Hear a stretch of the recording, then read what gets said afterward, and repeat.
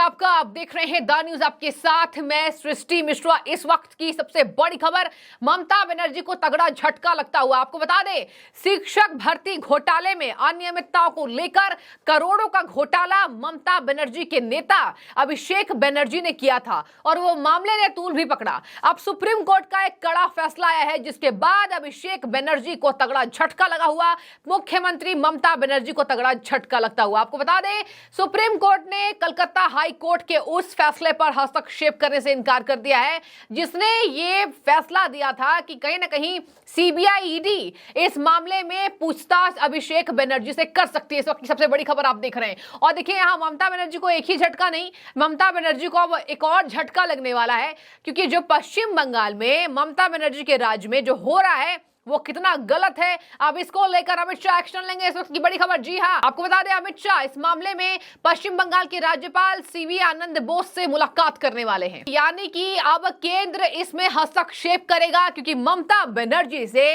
अपना राज्य संभाला नहीं जा रहा है। दर्शक, 16 लोगों की इसमें हिंसा में मौत हुई थी। यहाँ पर टीएमसी के नेता, बीजेपी के नेता, तमाम अलग अलग पार्टियों के कार्यकर्ता शामिल है।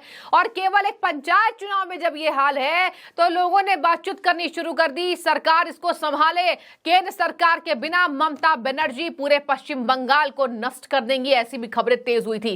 राष्ट्रपति शासन तक की मांग हो गई। वहां पर भारतीय जनता पार्टी इस हिंसा को देखते हुए राष्ट्रपति शासन की मांग कर रही थी। और इसके बाद आपको बता दें, वहां की जनता ममता बनर्जी तक को इस्तीफा देने से कह रही थी। ममता बनर्जी को इस्तीफा देने तक की बात हो गई कि ममता बनर्जी से जब राज्य संभाला नहीं जा रहा है तो वो इस्तीफा दे दे। दर्शक, आपको बता दें, आपने तस्वीरें देखी होगी, हृदय विदारक तस्वीरें, किस तरीके से कार्यकर्ताओं को गोलियों से भूनकर हत्या की जाती है, उनके सिर पर गोली से वार किया जाता है। और वहां पर कई ऐसे टीएमसी के कार्यकर्ता, बीजेपी कार्यकर्ता, तमाम पार्टियों के कार्यकर्ता मौत के घाट उतार दिए गए बिना किसी कारण से, बिना किसी वजह से। अब ये देखिए, ममता बनर्जी के शासन में मौत सस्ती हो गई है। जी हां, मौत इतनी सस्ती हो गई है कि वहां पर बैलेट बॉक्स को जलाया जा रहा है, मतदान पेटी को जलाया जा रहा है, उसको लेकर लोग भाग रहे हैं। मतलब यहां पर पूरे पंचायत चुनाव में ममता बनर्जी के शासन में, ममता बनर्जी के कुशासन में, वहां पर एक चुनाव मजाक बनकर रह गया है। और कितने घरों के चिराग बुझ गए केवल एक छोटे से चुनाव में। जरा सोचिए, विधानसभा चुनाव होते तो क्या हालत होगी। इसके साथ जब लोकसभा चुनाव आएंगे तो ममता बनर्जी किस तरीके से यहां पर अपनी बातों को संभालती हुई नजर आएंगी। दर्शक, आपको बता दें, अमित शाह सोमवार को नॉर्थ ब्लॉक में बंगाल के राज्यपाल सीवी आनंद बोस से मुलाकात करेंगे और सभी बातों पर जायजा लेते हुए नजर आएंगे। सीवी आनंद बोस, पश्चिम बंगाल के राज्यपाल, जमकर बरसे थे ममता बनर्जी पर बीते दिन। आपको बता दें, उन्होंने ये तक कह दिया था, ममता बनर्जी को कह दिया था और ममता बनर्जी के साथ साथ चुनाव आयुक्त को कह दिया था कि कंस मत बनिए, कृष्ण बनिए। आपके पास तो इतना भी समय नहीं होना चाहिए कि आप मुझसे बातचीत करें। लोगों की सुरक्षा के लिए आपको वहां पर तैनात किया गया है, आपको इतनी बड़ी जिम्मेदारी दी गई है, आप अपनी जिम्मेदारी से चूक नहीं सकते और आप ही कारण बनेंगे अगर लोगों के मौत का कारण होता है। तो अगर किसी भी लोगों की मौत हो जाती है और जितनी हिंसा में अपनी जान गंवा चुके हैं, उनके मौत का कारण आप होंगे।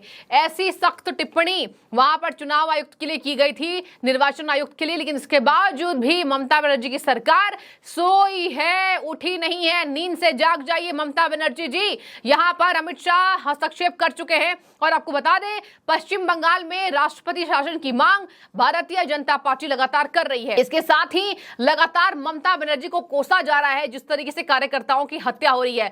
पश्चिम बंगाल में चुनाव कराना सरल तरीके से, हिंसात्मक ना हो चुनाव, ऐसा लोगों का सपना रह जाएगा, ये तक वहां की जनता कह रही है। और दर्शक, आपको बता दें, ममता बनर्जी के डर से वहां कहीं ना कहीं लोग निष्पक्ष चुनाव भी नहीं कर पाते हैं। ये तो आप जानते होंगे, जहां पश्चिम बंगाल की स्थिति आती है, लोग पहले ही अपने घरों में दुबक जाते हैं कि नहीं भैया, ये पश्चिम बंगाल है, यहां पर तो वोट सरकार के हिसाब से करनी है। जरा देखिए किस तरीके की गुंडागर्दी वहां चल रही है। और अभी तो फिलहाल इनके नेता को, टीएमसी नेता अभिषेक बनर्जी को तगड़ा झटका लग चुका है। अनियमितता इन्होंने की है, शिक्षक भर्ती घोटाले में शरीक हुए हैं और करोड़ों का गबन किया है। ऐसे में ममता बनर्जी को इसका भी जवाब देना पड़ेगा, सुप्रीम कोर्ट का जवाब देना पड़ेगा। इसके साथ ही दर्शक, आपको बता दें, ममता बनर्जी को आपने देखा होगा, हमेशा ही जब पंचायत चुनाव हो, वहां विधानसभा चुनाव की बात हो, यही कहती है कि केंद्रीय सुरक्षा बल नहीं चाहिए। आज केंद्रीय सुरक्षा बल अगर पश्चिम बंगाल में ना हो तो आपको बता दें, पश्चिम बंगाल में हर सड़कों पर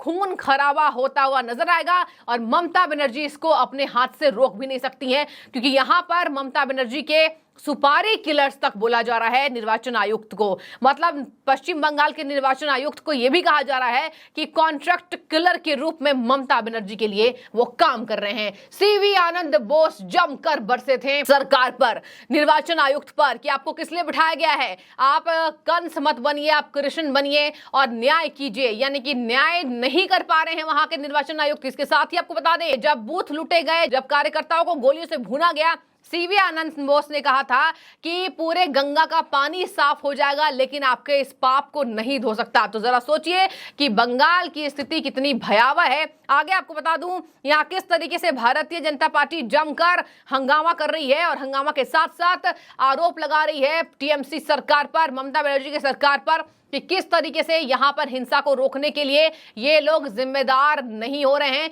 यहां पर हिंसा नहीं रोकी जा रही है और ममता बनर्जी हाथ पर हाथ धरकर बैठी है। और देखिए यहां पर बंगाल में कांग्रेस नेता अधीर चौधरी ने कहा कि चुनाव एक मजाक बन गया है क्योंकि टीएमसी के गुंडे खुलेआम घूम रहे हैं। कांग्रेस नेता का बयान, बहुत बड़ी खबर।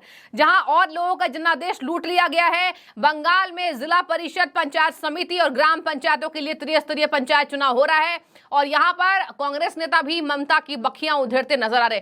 दर्शक आपको बता दें, कई जगह पंचायत चुनाव पश्चिम बंगाल में एक बार फिर से होंगे क्योंकि ये जो चुनाव हुआ है ये बिल्कुल निष्पक्ष नहीं है और इसी वजह से वहां जनता की मांग पर एक बार फिर से यहां पर बंगाल में पंचायत चुनाव होने वाले हैं कई जगहों पर, क्योंकि कई बूथ लूट लिए गए। यहां पर टीएमसी का विपक्ष पर आरोप है। अब देखिए बीजेपी के नेता ने, शुभेंदु अधिकारी ने कहा है कि राज्यपाल ने राजीव सिन्हा को नियुक्त राज्य चुनाव आयुक्त को नियुक्त करके सबसे बड़ी गलती की है।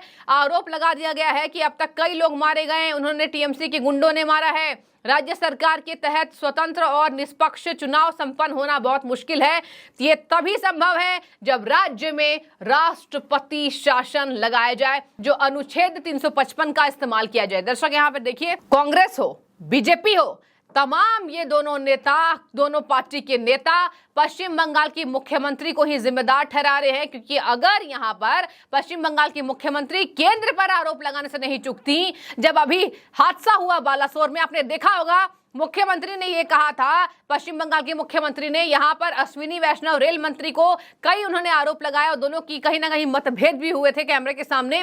यहां पश्चिम बंगाल में जब ऐसी स्थिति है तो ममता बनर्जी चुप क्यों है? आखिर क्यों ममता बनर्जी हाथ पर हाथ धरकर कहीं ना कहीं टीएमसी के कार्यकर्ताओं से गुंडागर्दी करवा रही हैं और वहां पर कई बीजेपी के कार्यकर्ता, कांग्रेस के कार्यकर्ता मार दिए गए हैं। यहां पर राहुल गांधी पर भी सवाल उठ रहे हैं। आपको बता दें, राहुल गांधी पर यह सवाल उठ रहे हैं कि जब कांग्रेस के नेता तक मारे जा रहे हैं तो राहुल गांधी क्यों चुप्पी नहीं तोड़ रहे। यह पूरा विस्तार था पंचायत चुनाव का, जहां पर कई जगहों पर एक बार फिर से पंचायत चुनाव होने वाले हैं। अब ममता बनर्जी के लिए खुद अमित शाह आ चुके हैं। यहां पर टीएमसी काम नहीं कर सकती है और ममता बनर्जी के राज में गुंडागर्दी, गोलीबारी और वहां की हर सड़कें खून से लथपथ दिखाई देंगी। तो ये है ममता बनर्जी की तस्वीर। देखने वाली बात होगी, पहले तो सुप्रीम कोर्ट से इनके नेता को झटका लगा है, उसके बाद अमित शाह के आने के बाद पश्चिम बंगाल की स्थिति कंट्रोल होती है या नहीं। तो बने रहिए और जो भी राय हो आपको जरूर रखिए।